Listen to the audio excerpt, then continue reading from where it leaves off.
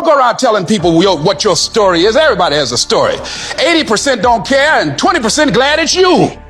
It doesn't matter about what happens to you. What matters is, what are you going to do about it? People give themselves an excuse all the time when they say he's built different. Well, if you mean he gets up earlier, he stays later, he does stuff for others, he asks questions, he's humble, he works really hard when no one's around, then yeah, he's built different. You wake up earlier than people, you stay later than people, you ask questions, you be a good person, you care about others, you stay humble, you work harder than anyone when no one's there. I guarantee someone that feels bad about themselves soon will label you as he's built different. He's built different should be your label because people feel bad about themselves. You've got to develop a sense of urgency. Aurelia said, stop living your life like you have 1,000 years to live. In life, you're either here today and you're gone today. If there's something that you want to do and you can't do it all at one time, do just a little bit of it. I like what Robert Schuller says. He said, by the yard it's hard, but inch by inch, anything is a cinch. Do just a little bit of it. You guys need to understand what you don't have to do.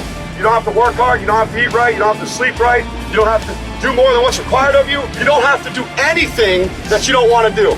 But you also don't have to win, you don't have to be a success in life. So the greatest things in life take sacrifice and discipline. And that's why so few people achieve great things. Because they don't want to sacrifice, they don't want to discipline for something greater. So you see all these people that have great things in life that you look up to, it's because they were sacrificed and disciplined long before you ever knew them.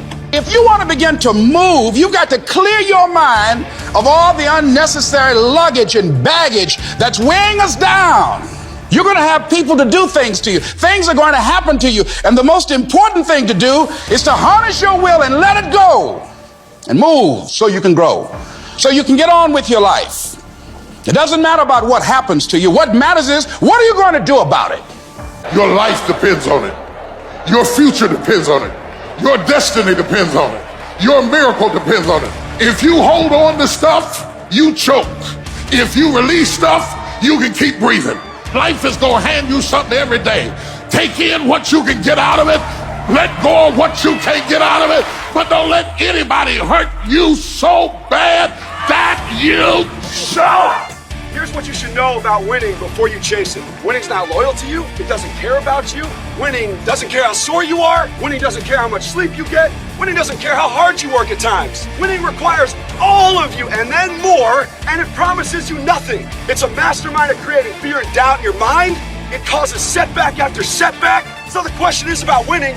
Are you willing to sprint when the distance is unknown? And why chase this thing called winning? Because the only thing that's guaranteed in life, if you don't chase it, is losing. There's a terminology in psychiatry called relational illness. You've heard people say, you make me sick. Some people can make you sick. That if you fool around with them long enough will send you to an early grave. That will drive your blood pressure up. That will turn your hair gray. Who is it you need to get out of your life? You need to ask yourself the question, what is this relationship doing to me?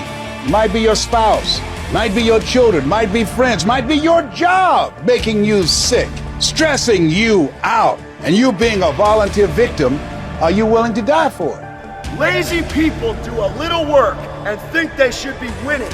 But winners work as hard as possible and still worry if they're being lazy.